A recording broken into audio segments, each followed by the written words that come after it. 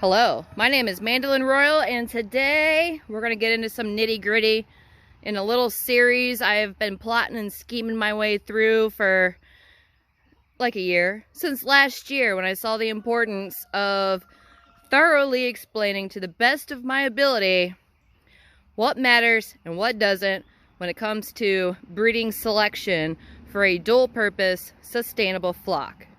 In my case, I'm doing it with American Bresse. I have a couple reasons for that, which ought to be pretty clear if you've been watching my videos. So, there's some girls I want to grab to really show the female side of it, because I've spent a lot of time on the boys because it's faster. Now, the female side, it's more of a long game. So I'm going to draw these birds inside because they're out here waiting on me to give them this. Normally I chuck it over the fence. I'm going to take it inside and give it to them in there so I can shut the doors and grab who I need to show this example a couple of times, several times, until you are confident in the knowledge and can use it yourself. So, let's dive into that. Alright, I grabbed my 3 examples and I want you to look at this from left to right in position 1. We have a 9-month-old hen, well, pullet technically, who's 4 pounds and 2 ounces. This girl has been laying eggs for 6 months. Egg size has not changed that much. In the middle position, 5 pounds, 9 ounces, also 9 months old. Way better egg size, way better laying consistency. And then on the right side, one of my old ladies, 4 years old, not currently laying, but she does it intermittently at this point because every single year of active lay, they're gonna reduce that rate of lay over time.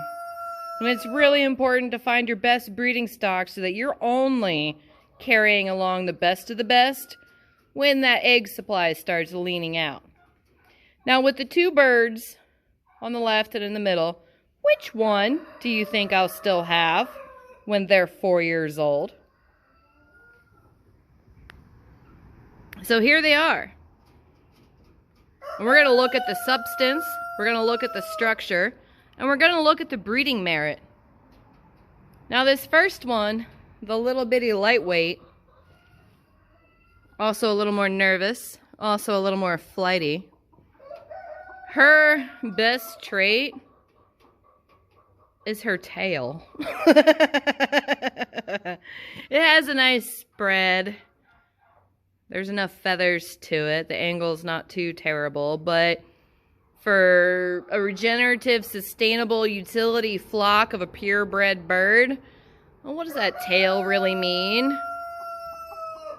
Not much. She's small.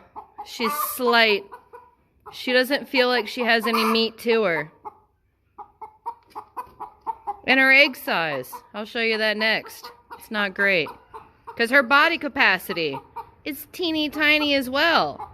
She just does not have the substance to be a good and productive bird, especially for the long haul. Now this one in the middle,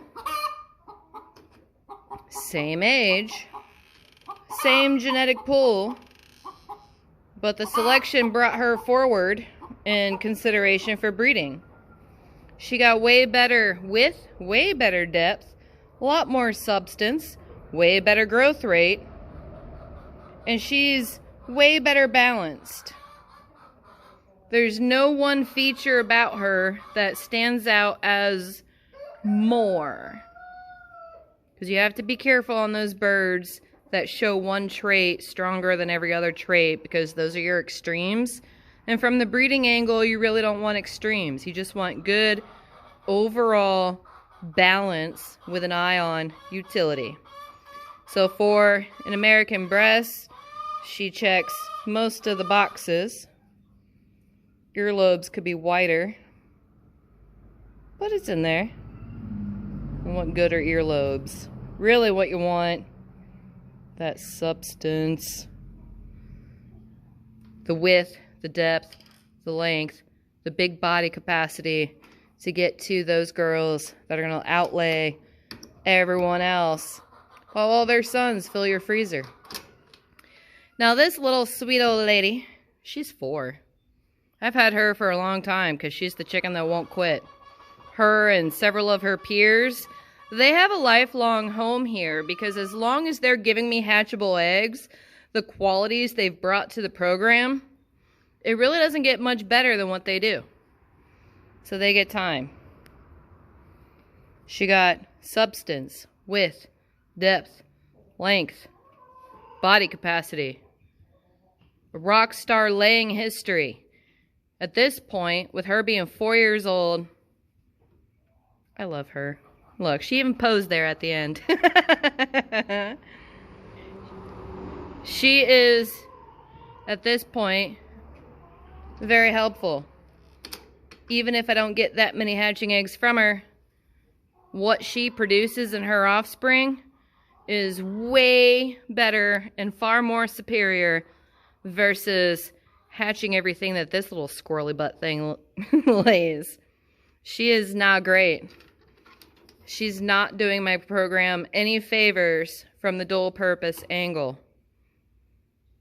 She's a perfect candidate for breakfast eggs. Now, I kept several like her to show that difference and what that means. And we're going to do a breakfast coop closer to the house so I can pop out and grab my breakfast eggs and have all my breeding eggs collected elsewhere so I can further buckle in and tighten up my program and then cycle my breakfast flock as if I mean it to monitor that egg production.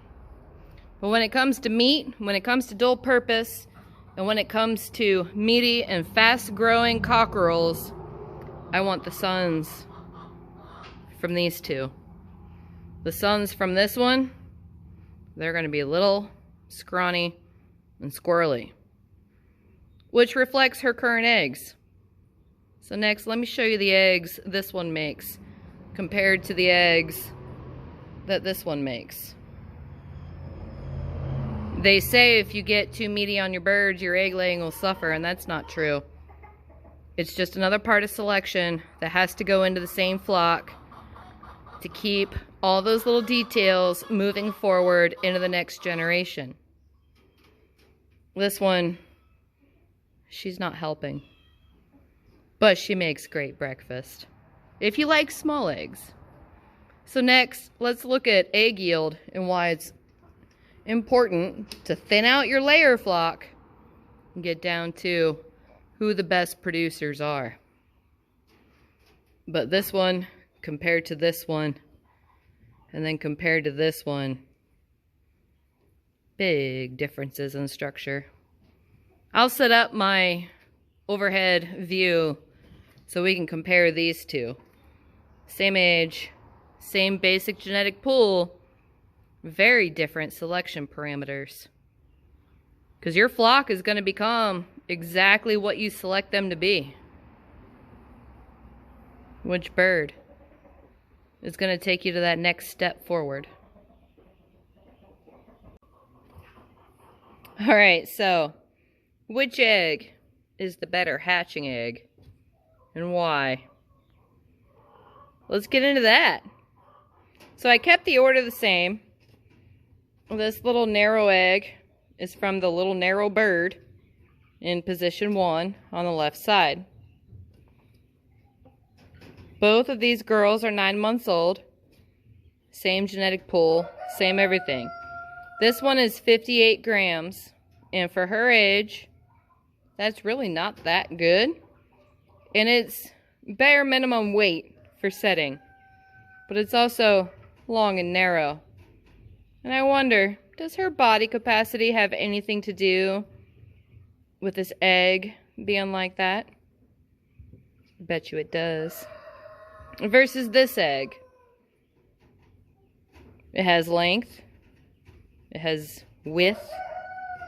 It has a lot of shoulder room through here for that chick to pip out easy and quick. It's also 74 grams. Based on the egg, and based on the birds,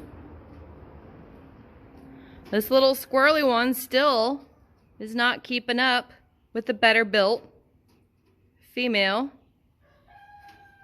So from the selection angle, again, we're back at this one being the best. I have several more examples and a bunch more birds to get through. But my goal here this season is to show you more about what matters and why it matters.